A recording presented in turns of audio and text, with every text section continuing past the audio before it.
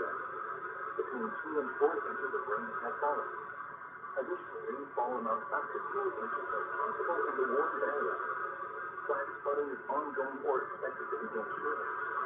Hazard, life-threatening flash flooding. Thunderstorms producing flash flooding. Source, radar. Impact, life-threatening flash flooding alerts include urban areas, highways, streets, and underpasses.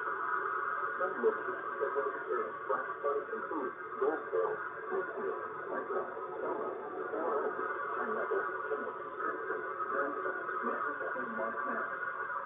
Around, will drive encountering flooded roads. Most flood deaths occur in vehicles. Move to higher ground now. That's the first to protect your life. Techniques. 12 morning at temperatures and 12:30 p.m. for the following counties in North Carolina, Jackson, and Wood.